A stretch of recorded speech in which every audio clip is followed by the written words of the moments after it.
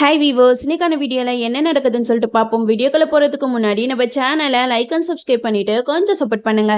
வாங்க இப்போ வீடியோக்குள்ள போகலாம். எபிசோட் செம்ம இன்ட்ரெஸ்டிங்காக போய்கிட்டு இருக்கு. கரெக்டான நேரத்தில் நம்ம துளசி அந்த பணத்தை மறைச்சு வச்சனால இன்கம் டேக்ஸ் ஆஃபீஸர்லாம் வீட்டுக்கு வந்து பணத்தை தேடி பார்த்துட்டு எங்கேயுமே பணம் இல்லை, ராங் இன்ஃபர்மேஷன் சார் அப்படின்னு சொல்லிட்டு போயிடுறாங்க.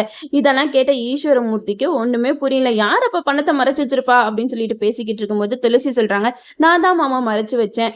எனக்கு ஏற்கனவே ஆஃபீஸில் இன்ஃபர்மேஷன் வந்துருச்சு, அதனால தான் நான் ஆஃபீஸ்லேருந்து வீட்டுக்கு வந்து இந்த பணத்தை மறைச்சு வச்சேன் அப்படின்னு சொல்ல, இதெல்லாம் கேட்ட நம்ம வெற்றி வந்து பார்த்தீங்களாப்பா, நீங்கள் வேண்டாம் வேண்டாம் ஒதுக்குன்னு துளசி தான் இப்போ அவங்களோட மான மரியாதையை காப்பாத்திருக்கா. அவ மட்டும் இந்த மாதிரி பண்ணலன்னா அவ்வளோதான், அவங்களோட தேர்தல் வாழ்க்கை என்ன ஆயிருக்கும், கொஞ்சமாவது யோசிச்சு பாருங்க அப்படின்னு சொல்ல, இதெல்லாம் கேட்ட ஈஸ்வரமூர்த்தி துளசிக்கு ரொம்பவே நன்றி சொல்றாங்க. நீ மட்டும் இதை பண்ணலன்னா என்ன ஆயிருக்கும்னு என்னால யோசிச்சு கூட பார்க்க முடியலமா அப்படின்னு சொல்றாங்க. அப்ப துளசி வந்து ஈஸ்வரமூர்த்தி கிட்ட சொல்றாங்க, மாமா நீங்க தப்பா நினைச்சுக்கலன்னா நான் உங்ககிட்ட ஒன்று கேட்கலாமா அப்படின்னு சொல்ல, அதுக்கு ஈஸ்வரமூர்த்தி என்னமா சொல்லு அப்படின்றாங்க. அதுக்கு நம்ம துளசி சொல்றாங்க, எதுக்காக நீங்க காசு கொடுத்து ஓட்டு வாங்குறீங்க? காசு இல்லாம நீங்க நல்லது செஞ்சதெல்லாம் எடுத்து சொல்லி காட்டி ஓட்டு வாங்குங்க, கண்டிப்பா நீங்க வின் பண்ணுவீங்க அப்படின்னு சொல்றாங்க. அதுக்கு ஈஸ்வரமூர்த்தி சரின்றாங்க. இதெல்லாம் கேட்டதுமே அபிராமி மீனாட்சி ரெண்டு பேருமே பயங்கர ஷாக் ஆகுறாங்க.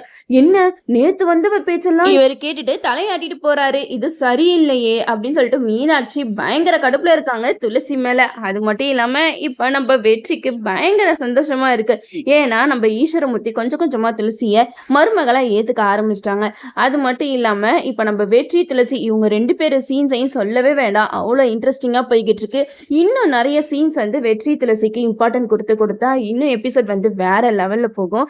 அது மட்டும் இல்லாம ஈஸ்வரமூர்த்தி ஒரு முடிவு பண்றாரு, இனிமேட்டு காசை கொடுத்து நம்ம ஓட்டு வாங்கக்கூடாது, எல்லாத்துலயும் நேர்மையா இருந்தா கண்டிப்பா நம்ம வின் பண்ணுவோம் அப்படிங்கிற எண்ணத்துல தேர்தல்ல களமிறங்குறாரு ஈஸ்வரமூர்த்தி. ஒரு பக்கம் வெற்றி பிரச்சாரம் பண்ண, இன்னொரு பக்கம் நம்ம துளசியும் பிரச்சாரம் பண்ணிக்கிட்டு இருக்காங்க. இதெல்லாம் பார்த்தா ஈஸ்வரமூர்த்தி, நான் துளசிய எந்த அளவுக்கு தப்பா நினைச்சிருந்தேன், ஆனா இவ ரொம்ப நல்ல பொண்ணா இருக்காளே, வெற்றிக்கு ஏத்த ஜோடி தான் துளசி அப்படின்னு சொல்லிட்டு ஈஸ்வரமூர்த்தி முடிவு பண்ணிடுறாரு. இந்த சைடு தேர்தல் முடிவுகள்லாம் வெளியில வரும். அப்போ வின்னர் யாருன்னு அறிவிக்கும் போது அது நம்ம ஈஸ்வரமூர்த்தியா தான் இருப்பாரு. ஏன்னா நம்ம துளசி இதுல இன்வால்வ் ஆயிட்டாங்க இல்லையா, அதனால இப்போ நம்ம ஈஸ்வரமூர்த்தி தான் ஜெயிச்சாகணும். அப்படி ஜெயிச்சாதான் இன்னும் துளசிக்கு வந்து வீட்டுல மதிப்பு மரியாதை எல்லாமே அதிகமாகும். அது மட்டும் இல்லாம துளசி வந்த நேரம் இந்த மாதிரி ஈஸ்வரமூர்த்தி வந்து தேர்தலில் வின் பண்ணிட்டாரு அப்படின்ற பேச்சும் அடிப்படல. அதனாலதான் இப்ப இந்த எபிசோட்ஸை கொண்டு வந்துட்டு இருக்காங்க. அதே மாதிரி ஈஸ்வரமூர்த்தியும் இந்த தேர்தலில் வின் பண்ணிடுறாரு. வின் பண்ண சந்தோஷத்துல அவருக்கு என்ன பண்றதுன்னே தெரியல. துளசி உன்னாலதாமா நான் இப்ப இந்த நிலைமையில இருக்கேன் அப்படின்னு சொல்லிட்டு எல்லாரும் முன்னாடி துளசிய பாராட்டி பேசுவாரு. இன்னும் அபிராமி மீனாட்சி இதுங்க ரெண்டும் இதெல்லாம் கேட்டுச்சுங்கன்னா என்ன நிலைமைக்கு ஆக போறாங்கன்னே தெரியல. நம்மளும் வெயிட் பண்ணி பார்ப்போம். இந்த சைடே நம்ம அஞ்சலி தான் கட்டுறாங்க. அஞ்சலி ஹாஸ்பிட்டல்ல இருக்காங்க.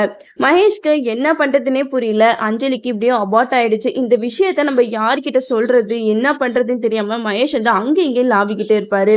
அப்போ டாக்டர் வந்து மகேஷை திட்டுவாங்க, என்ன சார் நீங்க இவ்வளவு அலட்சியமா இருக்கீங்க, இந்த பொண்ணோட அம்மாவுக்கு இன்ஃபார்ம் பண்ணுங்க அப்படின்னு சொல்ல, அதை கேட்ட மகேஷ் வந்து இதோ நான் இன்ஃபார்ம் பண்றேன் சார் அப்படின்னு சொல்லிட்டு என்ன பண்றதுன்னு தெரியாம முழிச்சுக்கிட்டு இருப்பாரு. அப்போ லக்ஷ்மிக்கும் சிவராமனுக்கும் அஞ்சலியை நினைச்சு மனசெல்லாம் ஒரு மாதிரி இருக்கும். லக்ஷ்மி சிவராமன் கிட்ட சொல்லுவாங்க, எனக்கு மனசெல்லாம் ஒரு மாதிரி படப்படன்னு இருக்கு, அஞ்சலிக்கு ஃபோன் பண்ணி பேசணும் அப்படின்னு சொல்லிட்டு ஃபோன் பண்ணி பேச பார்ப்பாங்க. அப்போ கால் வந்து போகவே போகாது. எதனால கால் போக மாட்டேங்குது அப்படின்னு சொல்லிட்டு மறுபடியும் ட்ரை பண்ணும்போது ரிங்கு போகும். அஞ்சலியோட போன் அடிக்கிறத பார்த்து மகேஷ் வந்து அச்சோ இப்போ அவங்க அம்மா வேற போன் பண்றாங்களே, நான் இதை எப்படி சொல்லுவேன் அப்படின்னு சொல்லிட்டு பதட்டத்தோட போன் எடுக்கிறாங்க. அப்போ லக்ஷ்மி மகேஷ் கிட்ட கேட்குறாங்க, தம்பி அஞ்சலி எப்படி இருக்கா, நல்லா இருக்காளா, அத்தை நல்லா இருக்காங்களா அப்படின்னு சொல்லிட்டு விசாரிக்கும் போது மகேஷ்க்கு என்ன சொல்றதுன்னே தெரியல. மகேஷ் சொல்றாங்க, நான் அஞ்சலியை கூட்டிட்டு ஹாஸ்பிட்டலுக்கு வந்திருக்கேன், அவளுக்கு ஸ்கேன் எடுக்கணும்னு சொல்லியிருந்தாங்க, அதான் கூட்டிட்டு வந்திருக்கேன், பாட்டி பத்திரமா வீட்டுல இருக்காங்க அப்படின்னு சொல்ல, அதுக்கு லக்ஷ்மி சொல்றாங்க, எனக்கு அஞ்சலி கிட்ட பேசணும் போல இருக்கு, அவளை பார்க்கணும் போல இருக்கு அப்படின்னு சொல்ல, இதெல்லாம் கேட்ட மகேஷ் வந்து நாங்க ஹாஸ்பிட்டல்ல இருக்கோம் அத்தை, செக்கப் எல்லாம் முடிஞ்சதுக்கு அப்புறம் நான் பேச சொல்றேன் அப்படின்றாங்க. நம்ம லக்ஷ்மிக்கு மகேஷ் பேசுறதெல்லாம் பார்க்க அவங்களுக்கு ஒரு வித பயம் அதிகமாகிக்கிட்டே இருக்கு. சிவராமன் கிட்ட சொல்றாங்க, எனக்கு ஏதோ தப்பா படுதுங்க, வாங்க நம்ம அஞ்சலியை போய் நேர்ல போய் பார்க்கலாம், அவங்க ஹாஸ்பிட்டல்ல தான் இருக்காங்க, கரெக்டா நம்ம வீட்டுக்கு போனோடனே அவங்க வந்துருவாங்க அப்படின்னு சொல்லிட்டு ரெண்டு பேருமே அஞ்சலியை பார்க்கறதுக்காக வீட்டுக்கு வந்துட்டு இருக்காங்க. இந்த சைடு நம்ம மகேஷ்க்கு வந்து என்ன பண்றதுன்னே தெரியல. அஞ்சலி அப்படியே ஹாஸ்பிட்டல்ல விட்டுட்டு வீட்டுக்கு வந்துடுறாங்க. வீட்டுக்கு வந்த கொஞ்ச நேரத்திலே பின்னாடியே லக்ஷ்மி சிவராமன் இவங்க 2 பேருமே வந்துடுறாங்க. 2 பேரும் வீட்டுக்கு வந்து மகேஷை பார்த்ததுமே பயங்கர ஷாக் ஆயிடுறாங்க. லக்ஷ்மி கேட்குறாங்க, என்னாச்சு, நீங்க மட்டும் இருக்கீங்க, அஞ்சலி எங்க அப்படின்னு சொல்லிட்டு கேட்க, அதுக்கு மகேஷ் சொல்றாங்க, இல்ல பாட்டி வீட்டுல தனியா இருக்காங்கல்ல, அஞ்சலி ஹாஸ்பிட்டல்ல ஸ்கேனுக்காக உட்காந்துருக்கா, அதனாலதான் நான் அவளை விட்டுட்டு பாட்டியை பார்க்கலான்னு வந்தேன் அப்படின்னு சொல்றாங்க. அதுக்கு லக்ஷ்மி சொல்றாங்க, எனக்கு அஞ்சலியை பார்க்கணும் போல இருக்கு தம்பி அப்படின்னு சொல்ல, அதுக்கு மகேஷ் சொல்றாங்க, நான் இப்போ போய் கூட்டிட்டு வந்துடுறேன் அத்தை அப்படின்னு சொல்லிட்டு எப்படியோ சமாளிச்சிடுறாங்க. மகேஷ்க்கு என்ன பண்றதுன்னே தெரியல.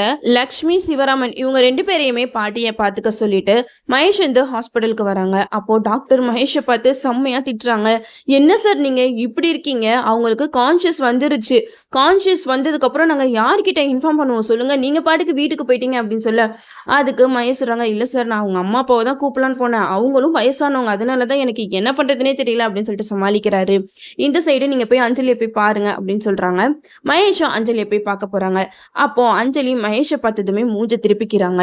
நம்ம மகேஷ் வந்து அஞ்சலி கிட்ட சொல்றாங்க, என்ன அஞ்சலி நீ இப்படி பண்ணிட்ட, உன்னை யார் இந்த சிசிடிவி ரெக்கார்டெல்லாம் பார்க்க சொன்னா, நீ மட்டும் இந்த ரெக்கார்டெல்லாம் பார்க்காம இருந்திருந்தா நம்ம 2 பேரும் எவ்வளவு சந்தோஷமா இருந்திருக்கலாம் அப்படி இப்படின்னு சொல்லிட்டு மகேஷ் வந்து அஞ்சலி கிட்ட சொல்லி புலம்புறாங்க. நீ அந்த சிசிடிவி கேமரால பார்த்த எல்லா விஷயமும் உண்மைதான், ஆனா உண்மையா என்ன நடந்துச்சுன்னு உனக்கு தெரியுமா, என்னோட ஃப்ரெண்டு எல்லை மீறி போனான், அதனாலதான் நான் அவனை அடிச்சு துரத்தினேன், அத பாட்டி பார்த்துட்டாங்க, பாட்டி கிட்ட சொன்ன பாட்டி அவன் தப்பானவன், அதனாலதான் நான் அவனை அடிச்சு துரத்தினேன், நீங்க இந்த விஷயத்த அஞ்சலி கிட்ட சொல்லாதீங்கன்னு எவ்வளவோ கெஞ்சின பாட்டி கிட்ட, ஆனா பாட்டி வந்து உன்கிட்ட சொல்றதுக்காக தான் வந்தாங்க, என்ன அறியாமையே நான் வந்து அவங்கள தள்ளி விட்டுட்டேன், அதனாலதான் இப்போ அவங்க கோமா ஸ்டேஜுக்கு போயிட்டாங்க அப்படி இப்படின்னு சொல்லிட்டு மகேஷ் வந்து பொய்யா சொல்றாங்க. ஆனா அஞ்சலி வந்து இனிமேட்டு உன்னோட சிம்பத்தில நான் விழமாட்டேன்டா அப்படின்னு சொல்லிட்டு அவங்க சொல்ற எதையுமே கேட்காம திரும்பி அழுதுகிட்டே இருக்காங்க.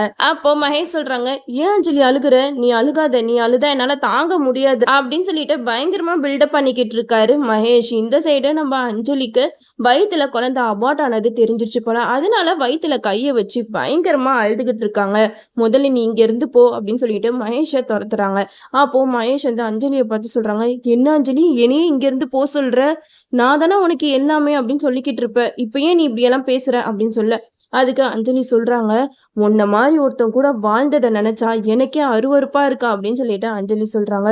ஏ அஞ்சலி நீ என்ன ரொம்ப ஓவரா பேசிக்கிட்டு இருக்க, அந்த அளவுக்கு கேவலமானவன் நான் கிடையவே கிடையாது, நீ என்னை பத்தி தப்பா புரிஞ்சுக்கிட்ட, பாட்டிக்கு நடந்தது ஆக்சிடென்ட், நான் வந்து தெரியாதனமா அவங்க காலை பிடிச்சு இழுத்து விட்டுட்டேன் அப்படின்னு மகேஷ் சொல்றாங்க. ஆனா அஞ்சலி வந்து எதையுமே கேட்கற மாதிரி இல்ல.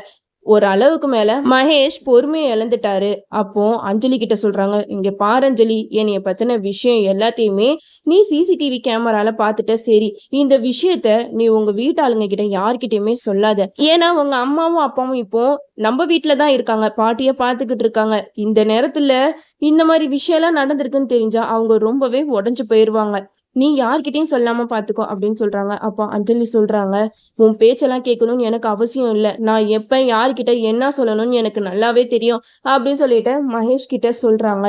அஞ்சலி இப்போ உனக்கு உடம்புக்கு முடியாம இருக்கு, நீ ரெஸ்ட்ல இருக்கணும், அதை விட்டுட்டு நீ தேவையில்லாத விஷயத்தெல்லாம் யார்கிட்டயும் சொல்லக்கூடாது அப்படின்னு சொல்லிட்டு மகேஷ் வந்து ஸ்ட்ரிக்டா சொல்லிடுறாங்க.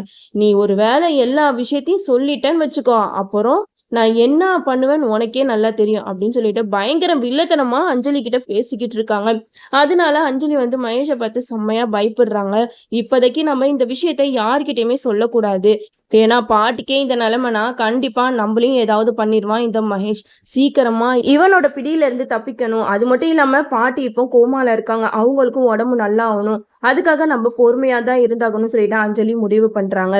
நம்ம அஞ்சலி வந்து கண்டிப்பா இந்த விஷயத்தெல்லாம் ஃபர்ஸ்ட் யார்கிட்ட ஷேர் பண்ணுவாங்கன்னா கவின் தான் அஞ்சலியோட பெஸ்ட் ஃப்ரெண்ட், அதனால நம்ம கவின் கிட்ட அஞ்சலி தனக்கு நடந்த கொடுமை எல்லாத்தையுமே சொல்லிடுவாங்க. அது மட்டும் இல்லாம மகேஷ் வந்து எப்படிப்பட்ட சைக்கோ அப்படிங்கிற விஷயத்த கவின் கிட்ட சொல்லி அங்க இருந்து எஸ்கேப் ஆகுறதுக்கு அஞ்சலி வந்து இனிமேட்டு தான் பிளான் பண்ண போறாங்க. நம்மளும் வெயிட் பண்ணி பார்ப்போம். சீக்கிரமா அஞ்சலி மகேஷ் கிட்ட இருந்து தப்பிச்சிடணும், அப்பதான் எபிசோட் வந்து வேற லெவல்ல போகும்.